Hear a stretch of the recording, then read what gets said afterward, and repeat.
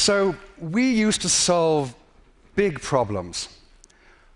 On July the 21st, 1969, Buzz Aldrin climbed out of Apollo 11's lunar module and descended onto the Sea of Tranquility. Armstrong and Aldrin were alone, but their presence on the moon's gray surface was the culmination of a convulsive, collective effort. The Apollo program was the greatest peacetime mobilization in the history of the United States. To get to the moon, NASA spent around $180 billion in today's money, or 4% of the federal budget. Apollo employed around 400,000 people and demanded the collaboration of 20,000 companies, universities, and government agencies. People died, including the crew of Apollo 1. But before the Apollo program ended, 24 men flew to the moon. 12 walked on its surface, of whom Aldrin, following the death of Armstrong last year, is now the most senior. So why did they go? They didn't bring much back, 841 pounds of old rocks, and something all 24 later emphasized, a new sense of the smallness and the fragility of our common home. Why did they go? The cynical answer is they went because President Kennedy wanted to show the Soviets that his nation had the better rockets. But Kennedy's own words at Rice University in 1962 provide a better clue. But why, some say, the moon? Why choose this as our goal? And they may well ask, why climb the highest mountain? Why, 35 years ago, fly the Atlantic? Why does Rice play Texas? We choose to go to the moon. We choose to go to the moon.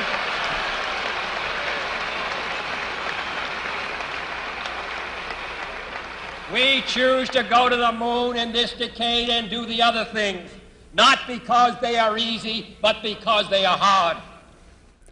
To contemporaries, Apollo wasn't only a victory of West over East in the Cold War. At the time, the strongest emotion was of wonder at the transcendent powers of technology. They went because it was a big thing to do. Landing on the moon occurred in the context of a long series of technological triumphs. The first half of the 20th century produced the assembly line and the airplane, penicillin, and a vaccine for tuberculosis.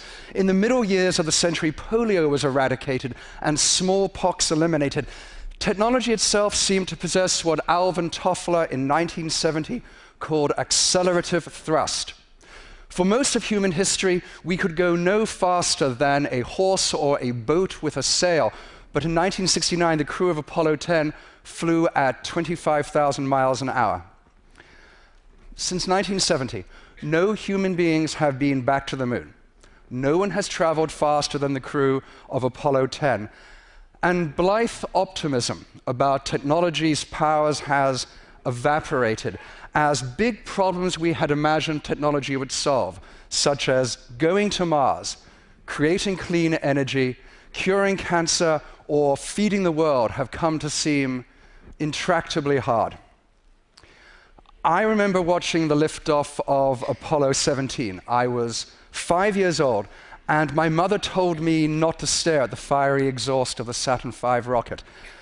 I vaguely knew this was to be the last of the moon missions, but I was absolutely certain there would be Mars colonies in my lifetime.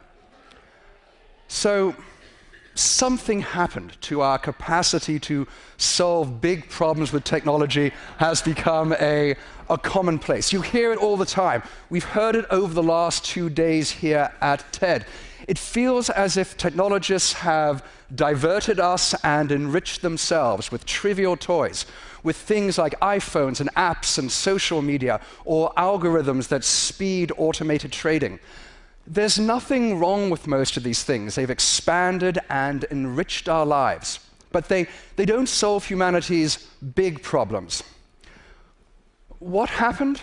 So there is a parochial explanation in Silicon Valley, which admits that it has been funding less ambitious companies than it did in the years when it financed Intel, Microsoft, Apple, and Genentech.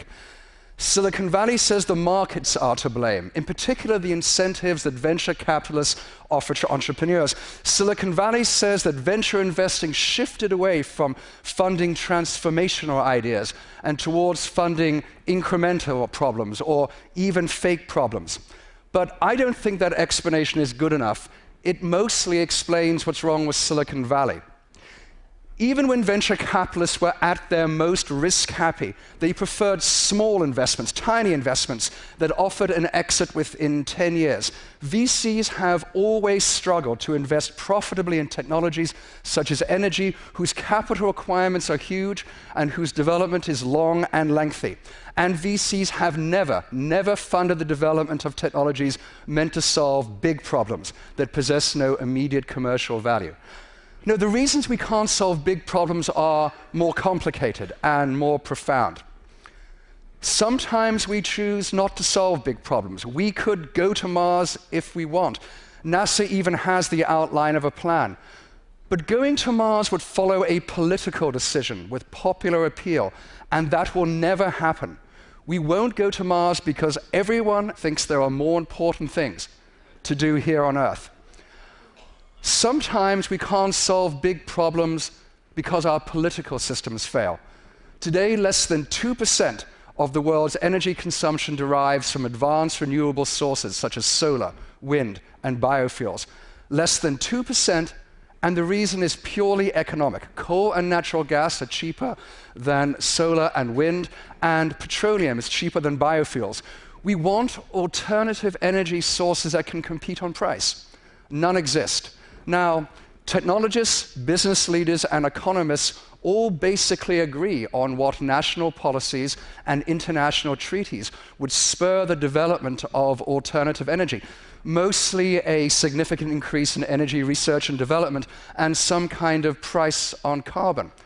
But there's no hope in the present political climate that we will see US energy policy or international treaties that reflect that consensus. Sometimes big problems that had seemed technological turn out not to be so. Famines were long understood to be caused by failures in food supply. But 30 years of research have taught us that famines are political crises that catastrophically affect food distribution. Technology can improve things like crop yields or systems for storing and transporting food. But there will be famines so long as there are bad governments. Finally, big problems sometimes elude solution because we don't really understand the problem. President Nixon declared war on cancer in 1971, but we soon discovered there are many kinds of cancer, most of them fiendishly resistant to therapy, and it is only in the last 10 years that effective, viable therapies have come to seem real. Hard problems are hard. It's not true that we can't solve big problems through technology. We can, we must, but these four elements must all be present. Political leaders and the public must care to solve a problem. Institutions must support its solution. It must really be a technological problem, and we must understand it.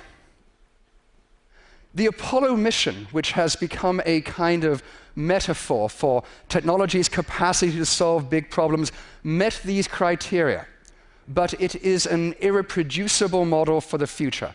It is not 1961. There is no galvanizing contest like the Cold War, no politician like John Kennedy who can heroize the difficult and the dangerous, and no popular science fictional mythology such as exploring the solar system. Most of all, going to the moon turned out to be easy. It was just 3 days away, and arguably it wasn't even solving much of a problem. We are left alone with our day, and the solutions of the future will be harder won.